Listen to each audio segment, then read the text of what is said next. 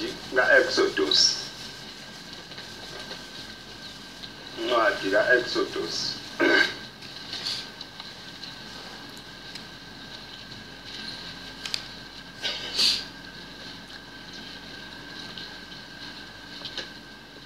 Isahluko samashumi amathathu nane. Amashumi amathathu nane.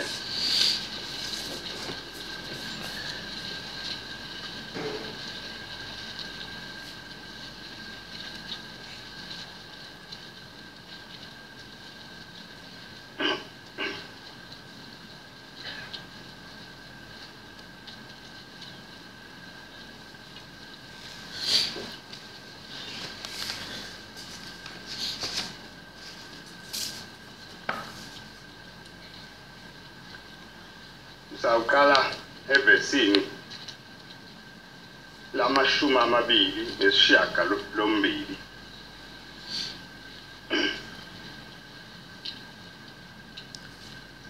Wayekhona uJehova izinsuku ezamashumi amane nobusuku obwamashumi amane.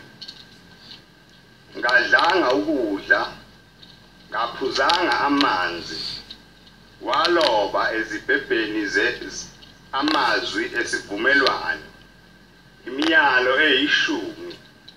Kwathi uMosi esehla entabeni yaseSinayi, izibhebhe zombili zomthetho zisesandleni sikaMosi esehla entabeni. uMosi wayengazi ukuthi ubuso bakhe babukhazimula esakhuluma naye. uAaroni nabo bonke abaka-Israyeli babona uMosi, bheka ubuso bakhe bakhazimula, besaba ukusondela kuye.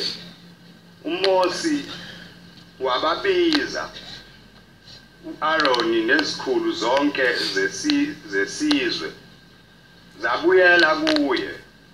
uMosi wakhuluma kubo, ngasemva kwabuya kwasondela abaka-Israyeli bonke, wabayalela konke uJehova abe ekushilo kuye entabeni eSinayi. uMosi waqeda ukukhuluma nabo, wamboza ubuso bakhe ngeveli. Kepha uMosi esangena phambi kukaJehova ukukhuluma naye, wasusa iveli waze waphuma wabatshela abaka-Israyeli lokho akuyalelweyo. Abaka-Israyeli babona ubuso bukaMosi ukuthi ubuso bukaMosi bakhazimula. uMosi wamboza ubuso bakhe ngeveli waze wangena ukukhuluma naye.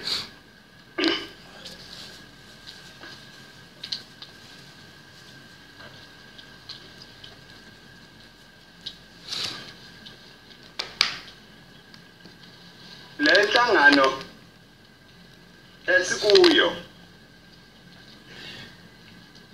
iwuqala kwendlela kaShembe yobuNazaretha.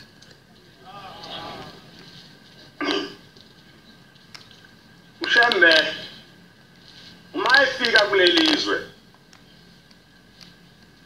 lasezantsi eqhamuka entabazwe, wayengesiwo umNazaretha.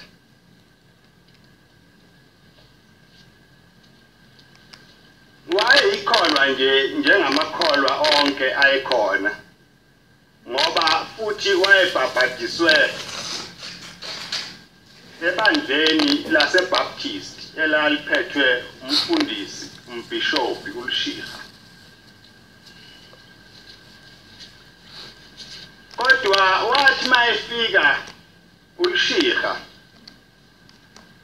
ezobabona abantu ayesebashumayezile uShembe, wafike wethuswa izinto ezithile azibona ezazenziwa uShembe angazejwayele ebandleni lakubo eBaptist.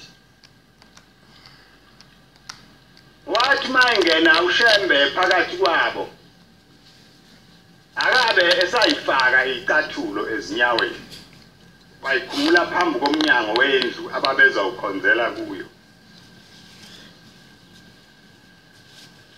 Uthe uma inkonzo isiphela wayese eqala ethandazela abantu abagulayo ephakamisa izandla phezu kwabo. Abantu bavuke amadimoni bahayize benzeni abanye behlanza kuphuma izifo ezingaphakathi kubo abanye kuthi abayenze njalo. Wethuka lo mfundisi wakhe wambhabhadisa wayesembiza esembizela eceleni esethi Shembe ngibona awusayifaki icathulo uma ungena phakathi kwethu kwenze njani na?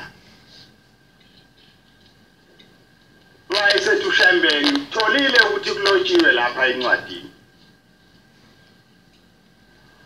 Manje ke wena mfundisi uthini na? Uthi angenze kuphi okushiwo uNkulunkulu noma okushiwo uwe na? Wayesethula uShiha wayesethi cha Shembe sengibonile awubizelwe ukuthi ube khona phakathi kwethu thina amaBaptist futhi wena awubizelwe ukuthi ube khona kwezinye nje inkonzo. uNkulunkulu ukubizele enye into. Hamba wenze lokho uNkulunkulu akubizele kona. Ubaba mkhulu ngalesi sikhathi cishe waye umbangeli wayengesiyo umfundisi. Uthi ke umfundisi awuzukusho yini ukuthi ngiyahlubuka na? Uthi ke umfundisi cha. Uthi ke ngisho ngoba phela mina ngisiyo umfundisi angigcotshela ukufundisa. Cha. Akekho nomuntu ongakugcoba wena akugcobela ukufundisa. Hamba uyokwenza lokhu uNkulunkulu akuthume khona. Ekusho kahle ngomoya nje omuhle. Wayesiyaphuma kuShembe kuleli bandla lakhe ayikhonza kulo.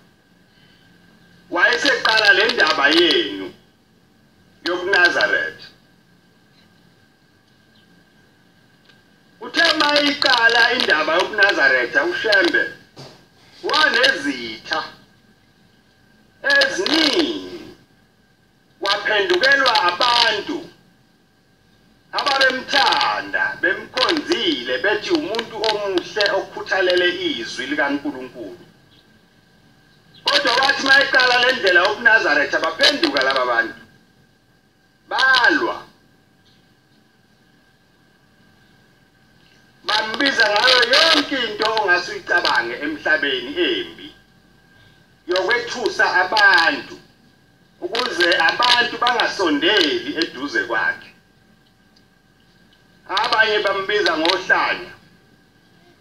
Akukho ababekuswela kokusho kungaye okubi.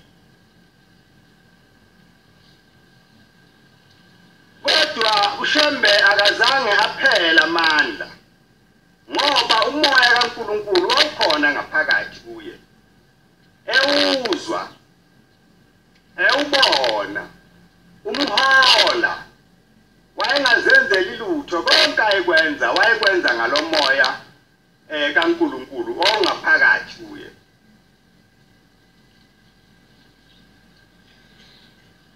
Utheke kuleso sikhathi esashumayela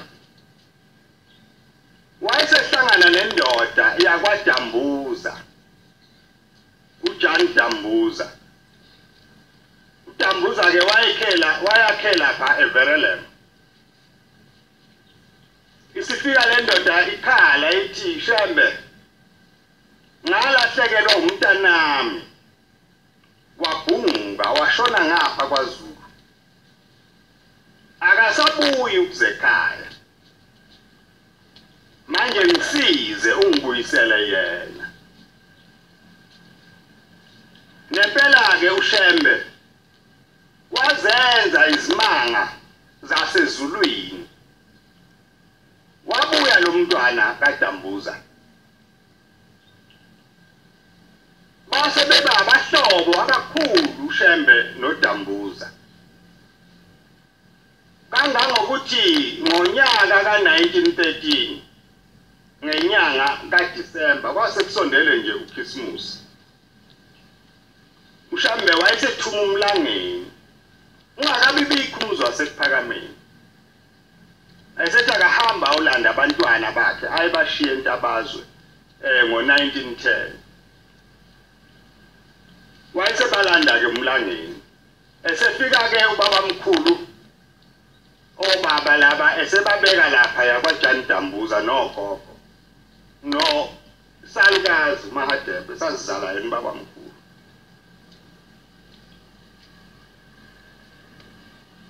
kwahamba isikhashana wayeseganwa lo mfana kaDambuza uEzra Mbonambi uma eseganwa wayesecela uyise ukuthi Shembe ngicela ungisize uyongikhongela le ntombi ethathwa yilo mfana wami wavuma kubaba mkhulu wayesehamba eyokhonga le ntombi ngapha kulezi indawo zangakwamaphumulo uma esekhona kulokukhonga kwakhe kwase kufika izwi lathi angikubizelanga lokho okwenzayo ngifuna ukukhuluma nawe siyawuhlangana entabeni yasenhlangakazi ilapho engiyokhuluma nawe khona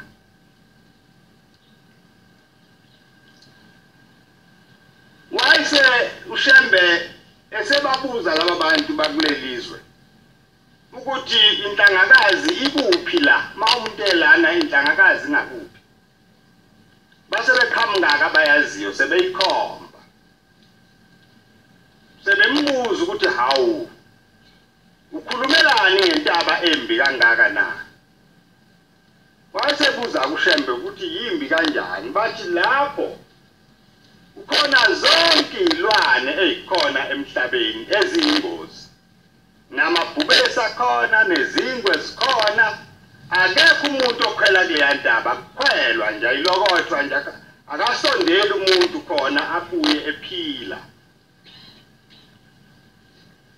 uShembe wayesengena uvalo wesaba ukuthi uma ehamba eya kule ntaba akazukuphila futhi nalelizwe akalazi kahle umuntu ofikayo la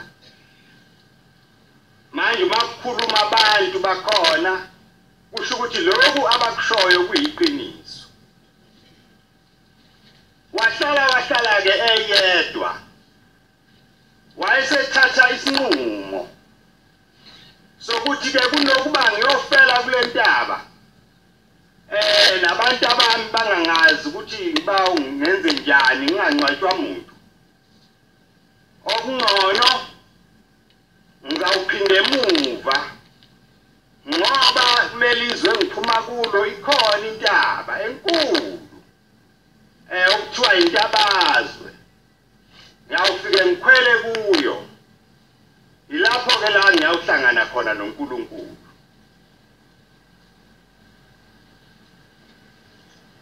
ithi-ke indaba uMosi wakhuphukela eSinayi ukuyohlangana noNkulunkulu ezomnika imithetho nendlela yokuba laba bantu engibabizile bazawuziphatha kanjani akashongo kuMosi ukuthi khwela noma ukiphi intaba ethandwa uwe futhi nokukhwela kwakhe la entabeni kwakuyisimemo esivela kumnikazi wezinto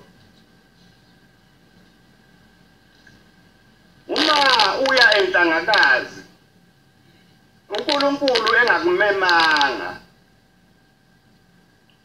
ngeze wabona lutho nobukhulu bukaNkulunkulu ungeze wabona ungahamba nje uye entabeni ubuye unjengoba beunjalo noNkulunkulu angakhulumi nawe ngoba akakumemanga uzimeme wena wacabanga ukuthi ukuya entabeni isiko cha akusili isiko ukuya entabeni yasenhlangakazi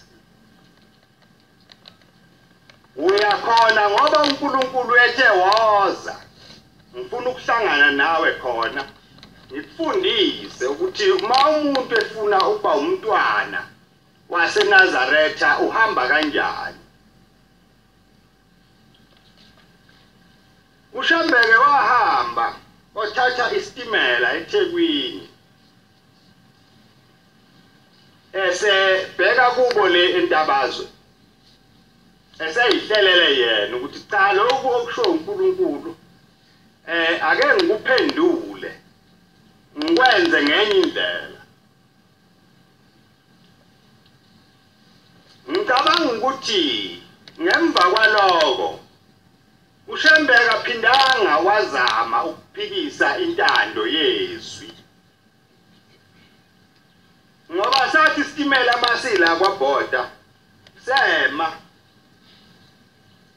asabe saqhubeka ukuya phambili kwangazi ukuthi isitimela simiswe yini la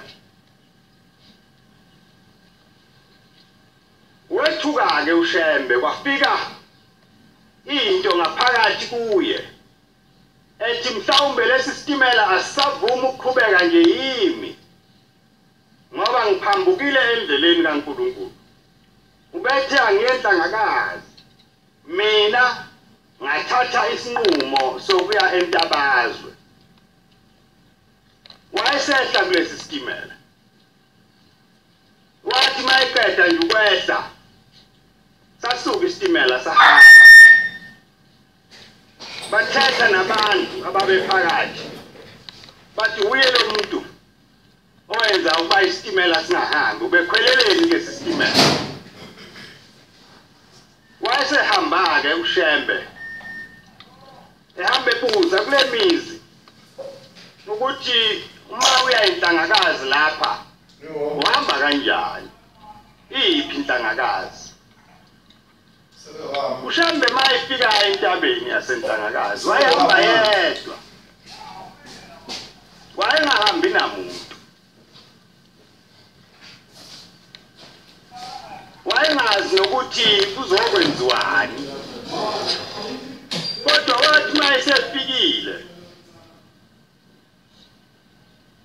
uNkulunkulu akasheshanga ukukhuluma naye kwaba izinsukwana kwaqale kwafika izilingo uNkulunkulu waletha imimoya nomoya abayizinhlobo ngezinhlobo bonke babethi mabefika kuye bathi njengoba uhlezi nje la umenywe yimi lo engithe woza kimi kodwa ngoba uShembe uNkulunkulu wayemkhethile ngokumazi yena akazange azikhethe akuzange kuhlangane namakomiti amkhethe akuhlangananga sigungu nje noma esanhloboni ukuthi lo uyena ofanelekile ukuthunywa wakhethwa umnikazi wezinto kwabuye kufike ngaphakathi kuye ngokusheshsha kufike umkhokheli athi ungawuvumi lo moya akusiwo abese enqaba uShembe athi cha angizile kuwe mina eminye yayifika izilwane ezesabekayo ongathi masiqhamuka manje uzithobe ngoba awunawo amandla phezu kwaso. Kodwa uShembe athi cha, angibiziwe uwe mina. Njengoba ngilapha nje angikho la ngentando yakho. Ngwafika neminye imimoya ekhona nje la emhlabeni esebenzayo eminingi. Neyobungoma yafika nebhongayo njengaloku kwamaZiyoni nayo yafika. Wayinqaba uShembe cha, angibizelwe lokhu mina. Ngemva kwesikhathi kwase kufika umoya owuthule. Wathi mawufika lo moya wawuseyafika nalomkhokheli. Wathi nanku umoya oze kuwo. Uthini ke na? Wayesethi uShembe ngiyawuvuma lo moya othule. Iwona ongibizile ngize kuwo la. Nibehlale nikukhumbula ke lokho. Ukuthi uma sihlangene ngalenyanga sihlanganele ukuzokwabelwa isinkwa somphefumulo. Sihlanganele ukuba sikhumbule ukuthi konje ubuNazaretha buyini. Uma sithatha lesi sifungo sokuzahlukanisa nezinto eziningi zomhlaba, sikwenza kanjani? Kuyikho yini? Kunjengakho yini ukubizwa kwethu? Ngoba thina ngokwethu asindawo, kodwa ngokukamoya oyingcwele sihlelelwe indawo lapha siyakhona. uNkulunkulu esimkhonzayo uyayazi. Nathi njengoba siphelele lana nje uNkulunkulu esimkhonzayo uyasazi. Uyawaloba namagama ethu encwadini yakhe. Ithi indoda yakwaNgcobo ubaba wayekhwela enhlangakazi. Okokuqala siyafika ke izombona lapha phezulu. Yakhe lapha nje ezantsi einyaweni zentaba. Ithi ngithanda ukuxoxela isibonakaliso sami. Ngibone ubaba uShembe ekhwele ihashe lakhe leli elimpuma, egijima ngalo kakhulu lizungeza wonke umhlaba. Uthi ihashe selijulukela imanzi. Uthi wayesefika kimi wayesema. Uthi ngase ngithi baba ugijima kangaka nje yini na? Wayesethi mntanami ngimema abantwana bami engibathandayo nabangithandayo ukuba babe khona lapha. Uma sebefikile ngifuna ukubaloba amagama abo. Uthi wayeseveza amabhuku amakhulu amaningi. Uthi ngase ngithi hawu baba ubungakabalobi yini laba bantwana bakho na? Uthi wayesethi cha mntanami ngiyabaloba njalo nje. Uma ngibabizile ngasha beze emhlanganweni. Uma sebefikile ngiyayibabhale bonke amagama abo. Wayesethi nanka amabhuku. Bheka mntanami. Uthi ngase ngiyabheka kusho le ndoda yakwaNgcobo. Uthi wayesethi ngiyadabuka mntanami elakho igama alikho la. Lo muntu wayekhuluma wayengesiye uMnazaretha.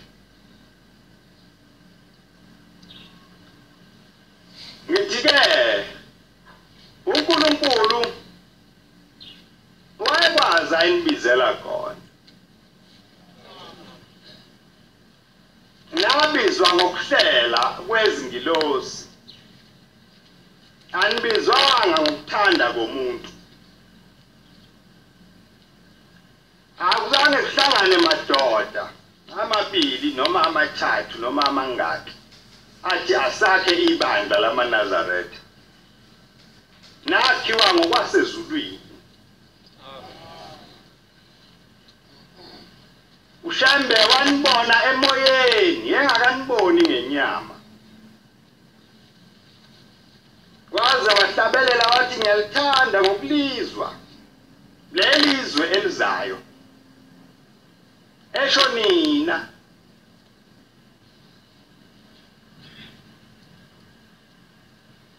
ilithanda ulizwa lelo lizwe na elizayo ngawukhululwa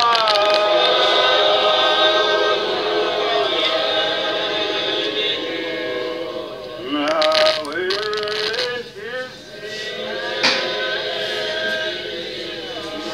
inhliziyo yami ngiyalithanda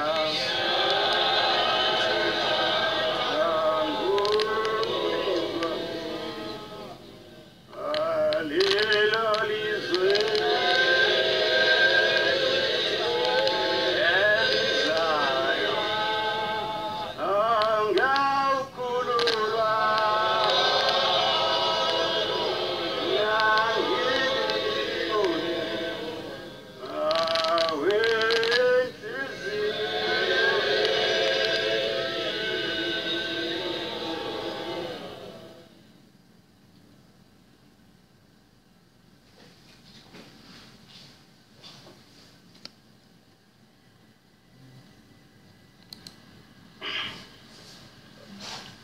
uthi-ke uNkulunkulu ngikubizele ukuzokwakha isivumelwano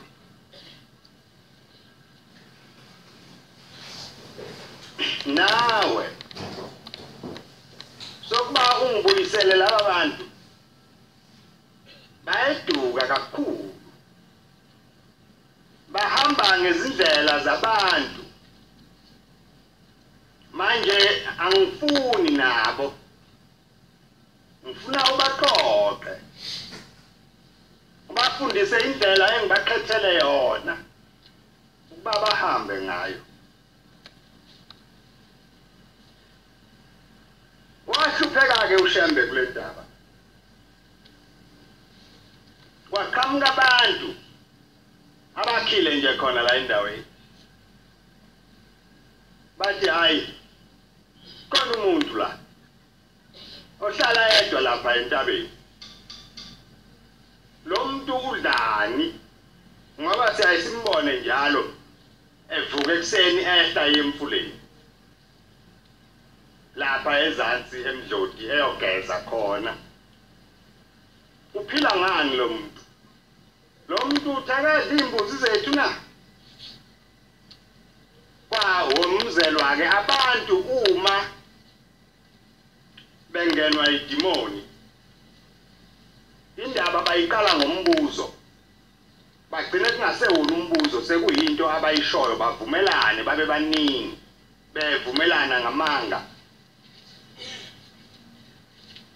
lo muntu akahlaselwe abulawe asizoba namfuyo phela thina la makuzoba nomuntu nje ohlala yedwa lapha ehlathini futhi yena usinda kanjani kulezi ilwane ezimbi kangaka esezaqeda abantu kule ndaba wasekuhlanganwa wakhe uthe ephumile eyogeza wathi mayibuya basebemkaka sekuvunyelwana ukuthi cha akabulawe lo muntu umoya kaNkulunkulu usebenza ngendlela eziningi esingazazi ezaziwa uye kuphela wawusungena enduneni indoda yakwaphuzwayo ekhona lapha entabeni yayisithi cha kahleni ngoba lo muntu niyambona nje ukuthi akaphethe lutho olubi futhi uma ebeyisela lo muntu beza uhamba kanjani obala kangaka abonwe yiwo wonke umuntu okusho ukuthi ke ngaleso sikhathi mhlawumbe abantu abayizinduna babe sahlonishwa kakhulu base beyamhlonipha ke lo muntu sebethi cha kulungile ngizomthatha mina ngimbele ngimgade wena ndoda wenzani lapha na cha ngibizwe izwi kaNkulunkulu uNkulunkulu angize lapha ngizothandaza uzohlangana nami khona ngibani na ngishembe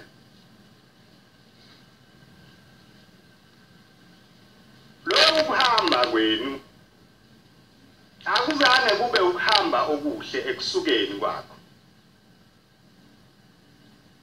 indaba yokuqala kwakho niboyibeka kakhulu ezinhlizweni zenu ngoba uma imphunyuka ngizawufikelwa isikhathi esibuhlungu sokuba nikhohle ukuthi uShembe wayezokwenzani bese kubase ngathi uShembe wayezokwakha indlela entsha yokuba abantu bahlangane babe baningi bajabule ngezinto zasemhlabeni bagide bavunule babe njani bakhe izihlobo ezinhle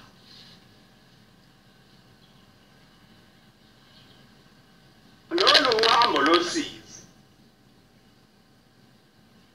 ngonyaka ubaba ahamba ngawo emhlabeni wathi asambe sonke thina MANAZARETHA sasikhona entabeni ngo1976 siyobona la ubaba mkhulu ayelala khona ngangijwayele ukuya entabeni kodwa kwabe kuthiwa makuthiwa ubaba mkhulu waqasha la ematsheni bese ngibuka lapha la kuhlala khona izitsha moya wami wawunalokho nje ukuthi ubaba mkhulu wayeqasha lapha la kuhlala khona izitsha wayesethi umfundisi umbuyazi akahambe afika ngene phakathi kulelitshe alale khona akhombise ukuthi ubaba mkhulu wayelala kanjani afice isimanga ngagcina ngalelo langa ukuya kuleya ndawo angaze ngiphinde ngiye kodwa ngisayikhumbula kahle namanje uma ulazi igumbi lethuna wayelala endaweni enjalo uShembe lakhiwe eceleni le ndawo igwediwe kahle yaxoliseka ungathi kwakuhlela umuntu owayenesikhathi sonke eyenza lento zaze ifike nezinja zithunyiwe zalabo abantu ababengamfuni zimjahe angene kulelitshe zikhonkothe zidukele umkhondo zifike zijike ngakulo ziphinde emva zingamtholi kodwa kulezi insuku ezedlule bese sithi uma siye entabeni ufike isimanga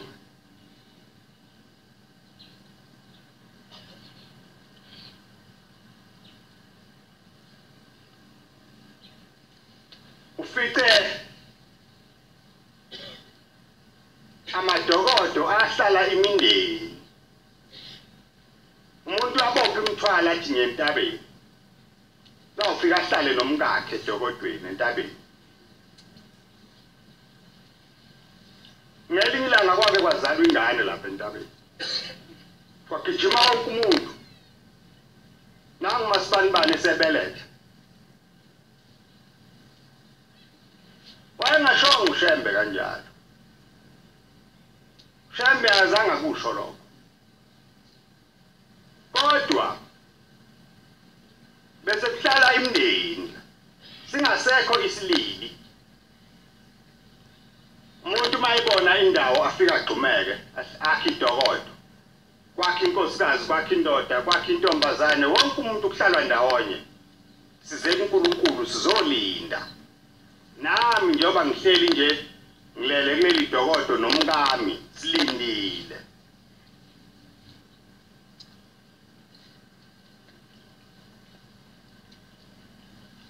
nengane ifaka amanapukeni zaseyitholakala entabeni kodwa ngesikhathi mina engaqala ngaso ukuya entabeni zazingenzeki zonke lezi zinto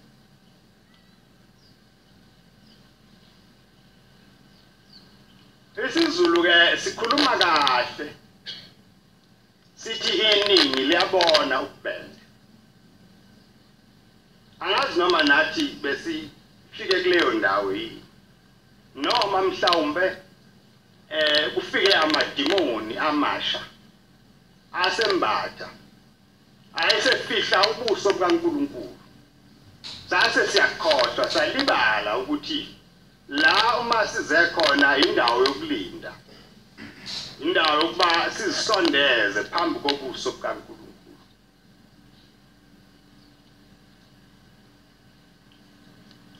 ngalesi sikhathi engaqala ukuya ngaso entabeni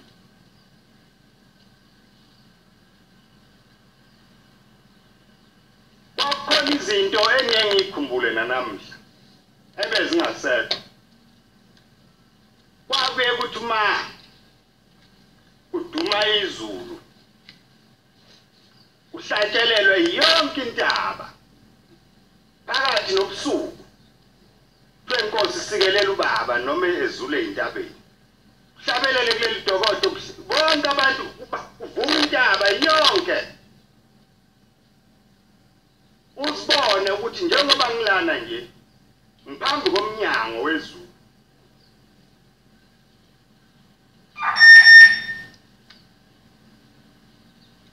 uma siya entabeni singasakwenzi lokushembe ayetha sikwenze kuyafana nokungayi mhlawumbe ungcono yena osekhaya kunokuba uthwala amasaka emkhuba emibi uyowenza endaweni kaNkulunkulu uthe mayiqala ukuhamba nabantu abantu babefike basale lapha ehomisi bahlale khona kwahloka abese wela yedwa ayohlala noNkulunkulu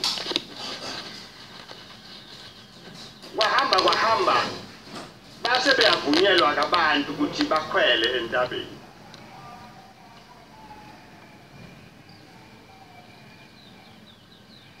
ziningi izinto uShembe ayafike azenze ezehlukile kuzo zonke izinto esizazi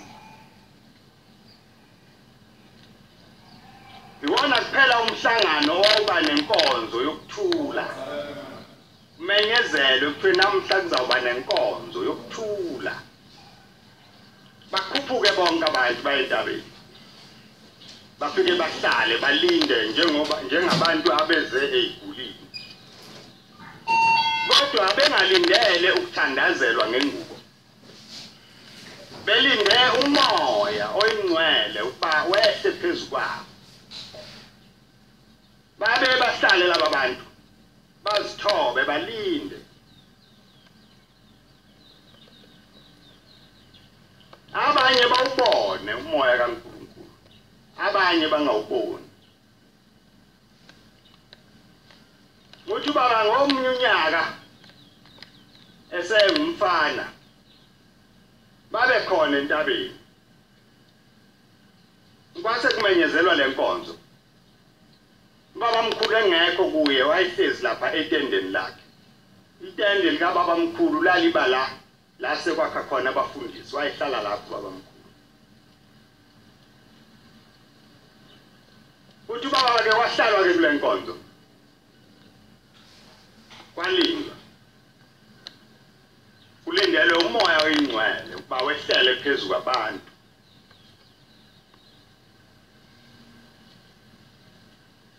uthi ke ubaba bathi bebona uthi ungathi wafika ubuthongo ehleli la uthe ezwa abantu babe bangumsindo bonke kanye begxuma bebamba phezulu uthi wathi mayithiyabheka wabona into ewukhanya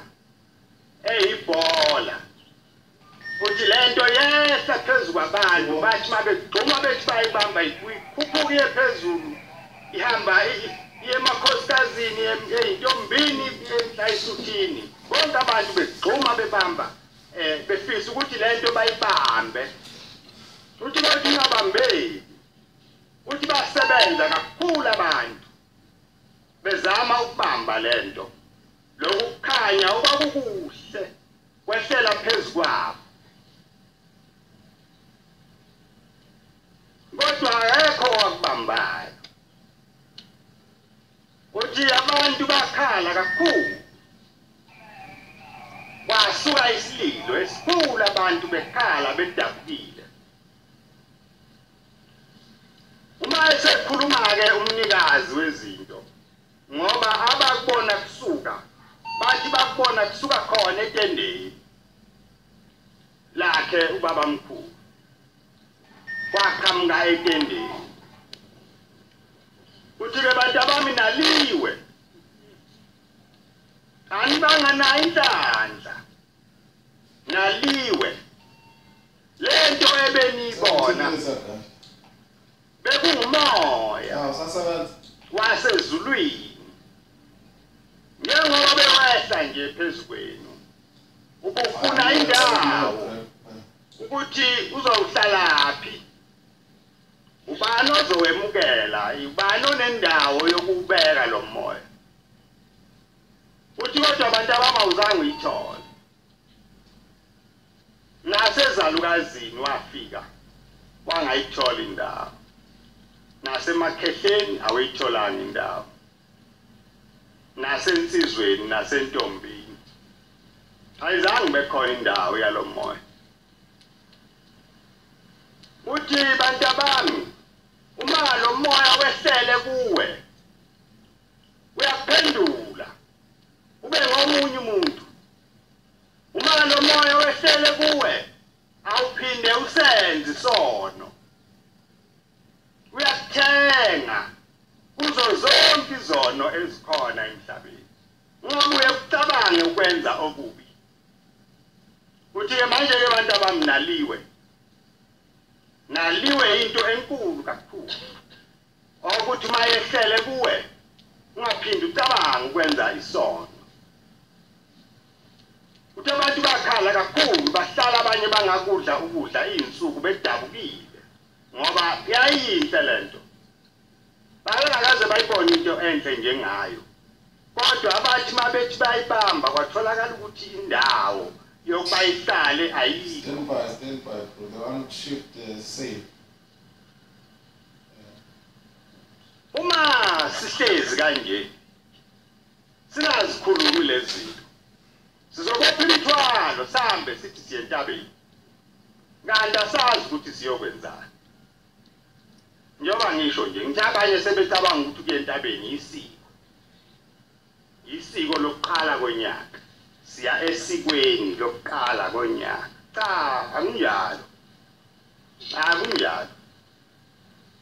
akunjalo noma ngabe uhambe ngeinyawo noma ngabe ugibela isitimela uma umoya wakho ungenakho ukulinda ungenakho ukwazi ukuthi lapha uNkulunkulu ngifuna ukubuya engamukelisile umoya oyingcwele bekungcono khona ukuba uhlale ekhaya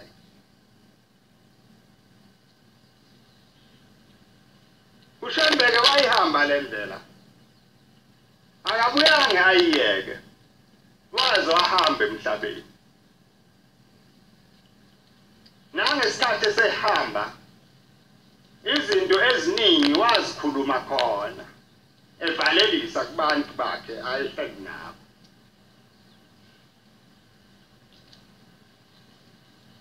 wasifundisa futhi ukuthi nabefundisi bakhe uma ebagcoba ubagcoba kuyo le ndaba ilapho kwemukelwa khona ubungcwele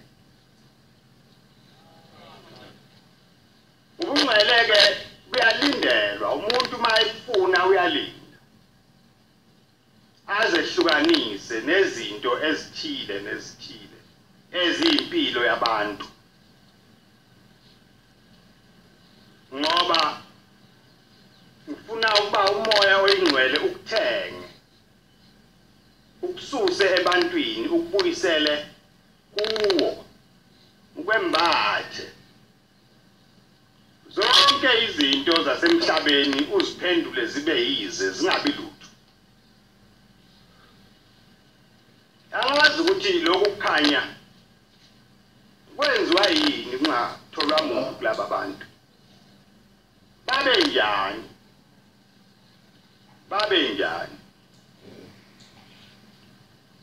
Uma kungafika lapha phakathi kwethu kungaba njani? Ngoba bona babe ngeyiso lesizukulwane sokuNazaretha. Babe fika nje kulento. Njengoba ke sekukhona abantu abazalelwe kulolu kukholwa. Lo moya uma ufika ungenze njani? Ngayithola yini indawo? Ikhona yini indawo yomoya oyingcwele phakathi kwethu? Singathengwa yini ezintweni zomhlaba? Singathengwa yini sivume kwahlukana nakho konke lokhu kuthandwa ngabantu bonke? Okunye kwakho okusingcolisayo.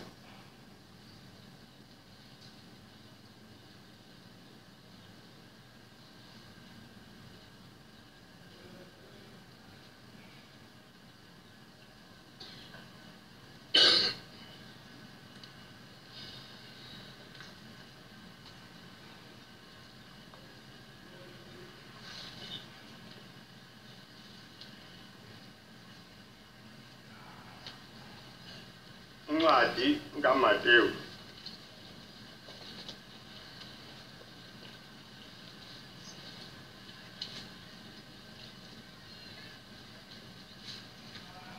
yeshumi nesishiyagalolunye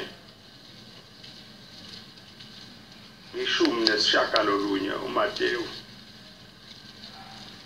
soqala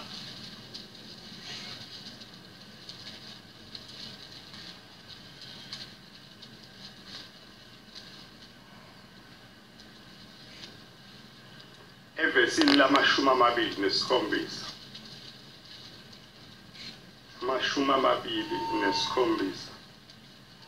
Khona uPetro waphendula wathi kuye, bheka thina sishiye konke sikulandele, siyoba nani na? uJesu wathi kubo, ngiqinisile ngithi kini, nina eningilandeleyo ngokuphinda ukuzalwa lapho indodana yomuntu seyihlezi esihlalweni sobukhosi bayo, nihlale ezihlalweni eziyishumi-nambili, nahlulele izizwe eziyishumi-nambili zaba-Israyeli, nabo bonke abashiye izindlu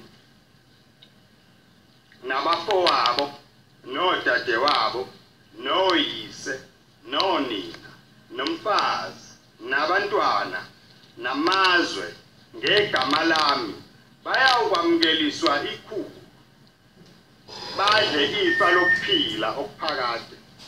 Kepha abaningi abokuqala boba abokuphela, nabokuphela baoba abokuqala.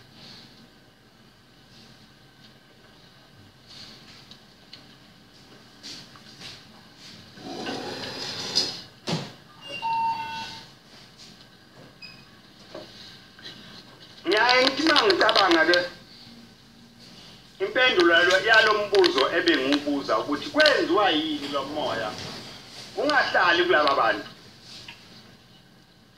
bese kufika ukuthi ngesikhathi sebelindile wawungedluli yini emqondweni wabo umcabango weyimbuzi zami ekhaya neyinkomo zami neyingane zami nomuzi wami naloku okuhlale kusikhathaza njalo emoyeni yethu. Manje ke umoya oyingcwele awuhlali kubantu abahlala njalo bekhathazwa izinto zasemhlabeni. USHEMBE washiya abantu abakhe ngo-1910 waze wababona ngo-1913. Akabuyanga waba nesikhathi senye into. Waba nesikhathi somoya kaNkulunkulu ukuthi uthini, walalela nje izwi elimthumayo kuphela. Kwaba sengathi akazele abantu ababona obaba befika kulelizwe bethuka kakhulu ukuthi hawu kanti lo muntu uzele unabantwana. Babe bethi mabembona enza zonke lezi zinto azenzayo bathi awufanele abe nomoya kaNkulunkulu omningi kangaka. Lo muntu futhi akazele muntu, akanamfazi, akanani. Mase kufika izingane zakhe bethuka abantu kakhulu. Hawu senalo muntu iminyaka engaka nje kanti unezingane na. Asaze simuzwe ethi uyobheka abantu abakhe. Bangaki manje ngoba sihleli nje la enkonzweni yeSabatha. Ungakaze acabanga ukuthi konje kazi ngishiye ngikhile inendlini. Abese shawa uvalo. Bonakala ukuthi nale nkonzo isidonsa kakhulu ngabe usephumile wayoshaya ucingo. Wabuza ukuthi kuyakhiwe inendlini. Ubuthi ufika ke lo moya oyingcwele esiwulindele njengoba sihleli nje. Uzawuyithola indawo. Ngeke uyithole. Ngoba la kulamakamelo alenhliziyo gcwele izinto zomhlaba. Alikho elinye. Uma kuqhamuka into yasemhlabeni amakamelo ashesha atholakala. Makuqhamuka umoya oyingcwele ayikho indawo yokubeka.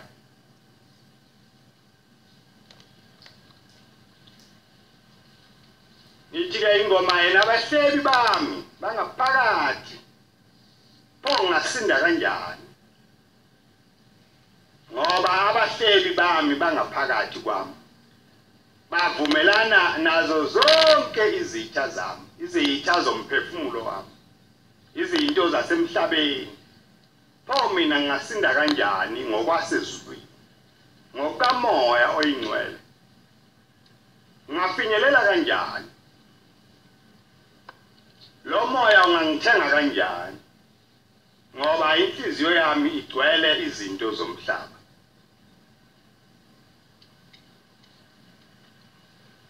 Abanye bagcina sebethi hawu naye uNkulunkulu useyobona nje.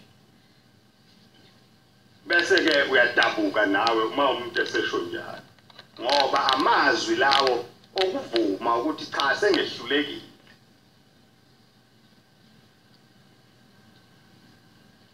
Uthi-ke uShembe anginjengawe baba. Ngiyawuzama ngiphelele. Ngiyawuzama ngiphelele. Uma silapha ke akube sihlangene ngakho lokho. Ukuba sizame ngakho konke. Ukucabange konke. Ube nesikhathi sakho. Ubuyise nasengqondweni. Shembe wayezokwenzani la? Wathi mayithatha mina uShembe waye ngithathelani la? Ngoba umfowethu nodadewethu akazange bathathe. Nami sengehlulekile mangikhuluma nabo abaluzwa lo limi. Mina pho ngangehluke ngani?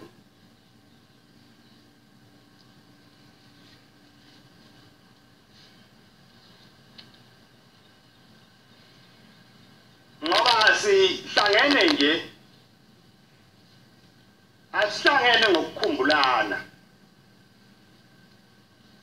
Sihlangene ngokuzofuna indlela.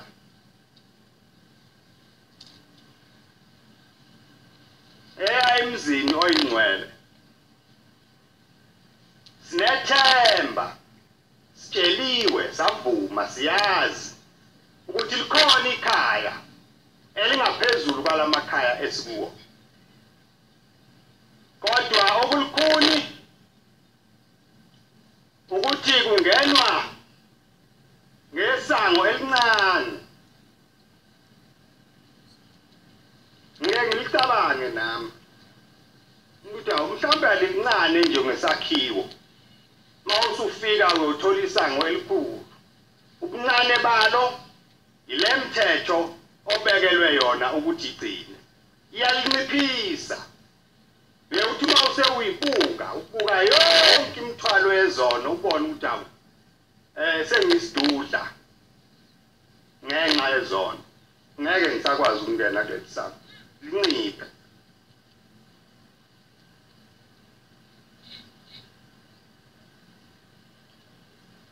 lowo muzi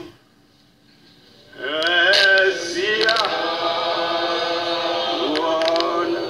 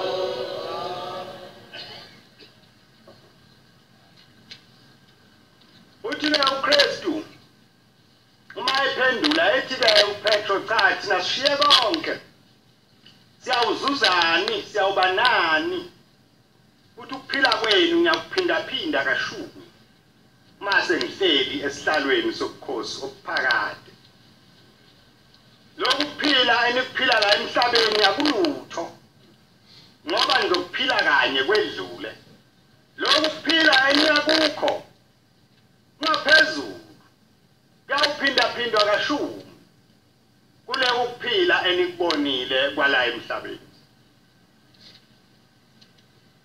uthi lowo oshiyile konke ngenxa yami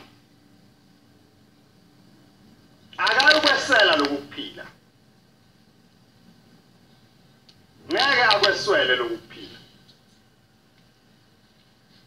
silandela ke into enjalo silandela ukuba lokuphila kwezwe elizayo kuphindwe kithi sihlezi kahle endaweni yokuphumula ngoba uma kungaphindwa lokuphila kanti kuphindwa neinsizi zokuhlupheka nemithwalo yezono ubani ongakuthokozela ngajatshulelwa ubani ma uNkulunkulu angakuphinda ukuphila kwakho kodwa athi mayikubuyisa akubuyise nayo yonke imithwalo emibi le ohlale ungafisi ukuba kuyo kodwa ngenxa yokuthi umuntu wasemhlabeni wehluleke ukuthi uzakwehlukana kanjani nalezi zinto ezithandwa abantu bonke mina ngizakwehluka kanjani kwabanye abantu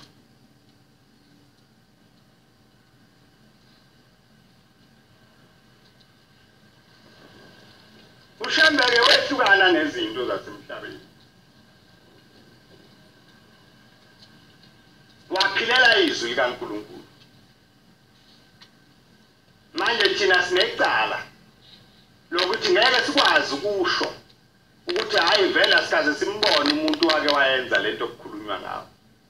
Cha sambona. Wayekhona lapha phakathi kwethu. Wayezenza khona lapha phakathi kwethu. Ngiyoba ngisho nje ngithi abantu bathuka isimanga beza ukuthi kanti hawu le ndoda izele inabantwana.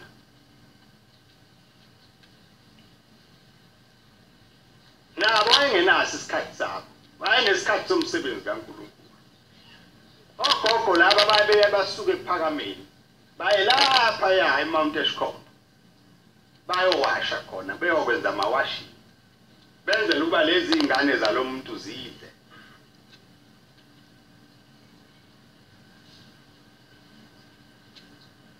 Yena efuna thina ehambe phenya kuwo wonke amafokozi la. Esimema ithi bantu abangozani uNkulunkulu uyanifuna.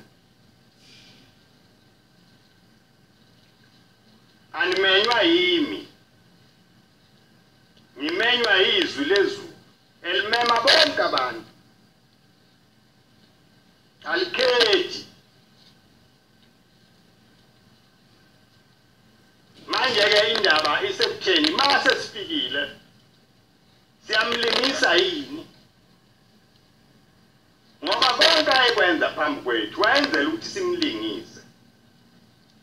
Wayefuna ukuba sifane naye sizame siphelele ngakho konke singakuzama kuba sibe njengaye ngoba yona kuphela indlela yokufinyelela kulomzo ingcwele.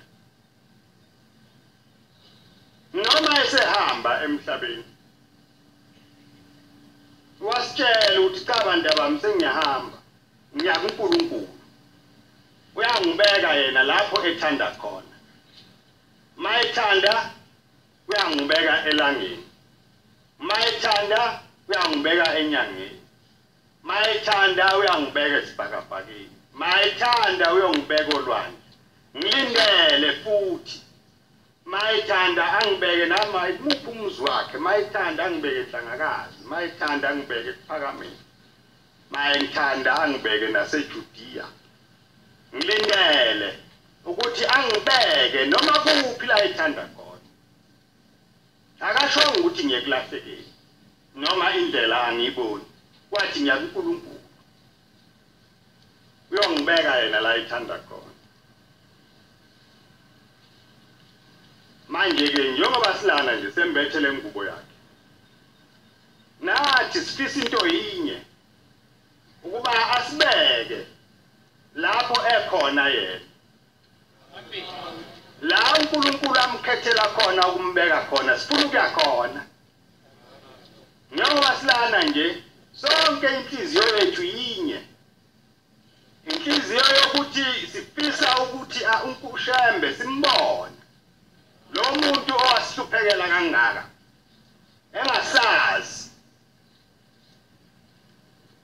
engasazi kodwa wahlupheka ehluphekela thina. Namhla usenjalo akakayeki. Baningi abantu abakhona la phakathi kwethu. Abengenza ukuza la ngokwabangani babo nokwezihlobo zabo. Kodwa lafika lalizwi elimema bonke abantu elinamandla. Obungathi noma ukukhuluma nomngani wakho akwale athi cha angiyilapho mina zihambele wena. Kodwa uma kwafika lelizwi kulukhuni ukwenqaba. Uma lifikile waliziba noma ungangena kuleyo nkonzo ongena kuyo akubi mnandi. Awe ungaboni lutho ngoba uhlala njalo unonembeza onecala nokuthi kufanele mina ngabe ngila ngoba inkosi yasekuphakameni ifikile kimi yangikhombisa indlela. Lana njengoba silana nje asinaluvalo asesabi asinakwesatshiswa lutho futhi ngoba ingaphakathi lethu sonke liyavuma ukuthi njengoba sihlelana nje sihleli ngokwasezulwini sikwabelwe uNkulunkulu lokuhlala hayi ukuthi sihlelana nje ngoba saliwe cha akubuhlungu ndawo siphelele nje umoya uyavuma inyama iyavuma noma silele noma sihleli siyazibona ukuthi sentendeni yesandla somnikazi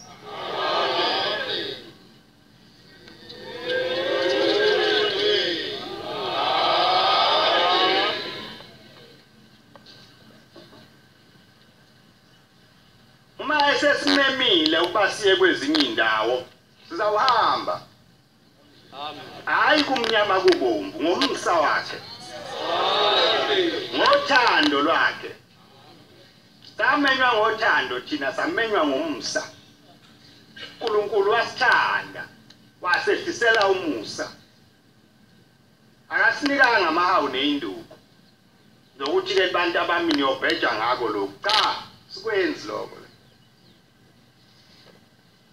asikwenzi asibo abasemhlabeni asiphuma imakhude la hayi usephuma iqhudu umfoka sibani bani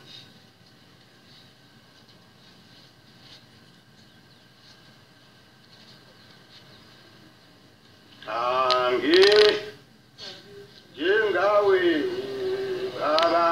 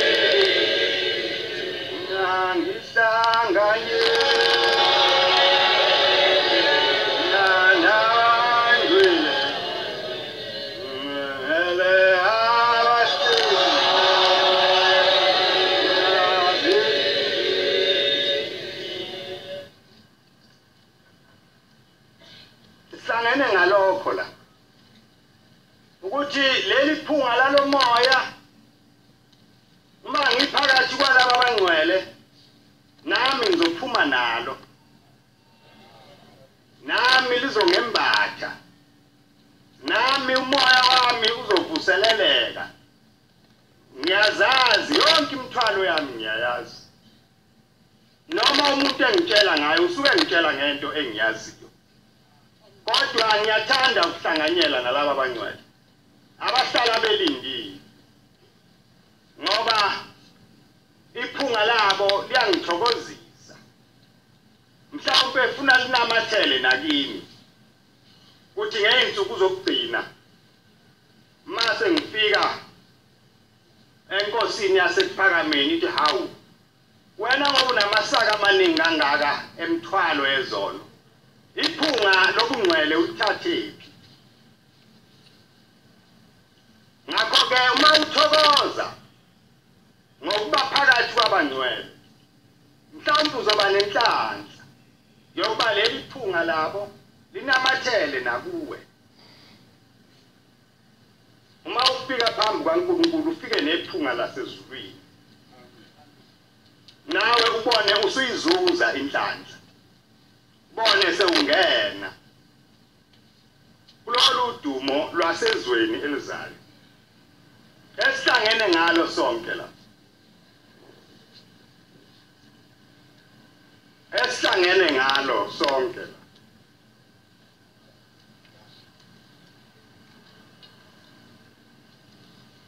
uNkulunkulu wasekuphakameni asithande angasuki eduze kwethu singabi sodwa abe khona njalo nje phakathi kwethu ngoba savuma ukuthi thina singabantwana bakhe. Akekho omunye ubaba esinaye. Ngishembe nje kuphela.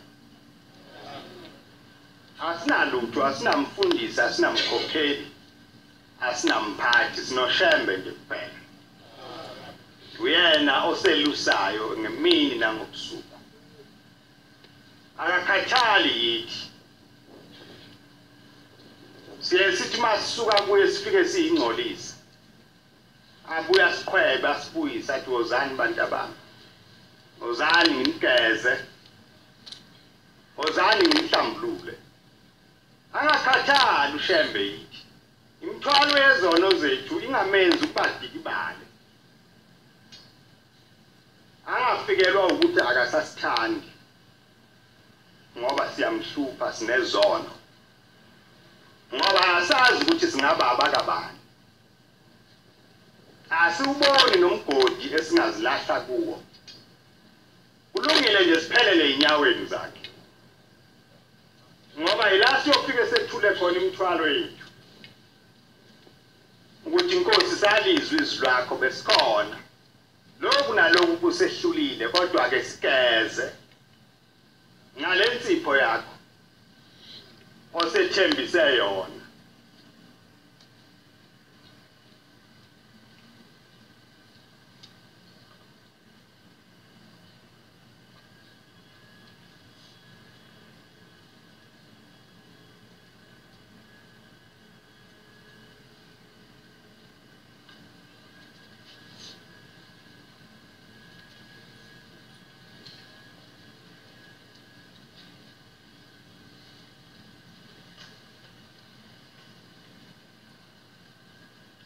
Ingoma yekhulu namashumi ayisikhombisa nesishagalolunye. Inkosi busisa ukuphakama kwenhlanga.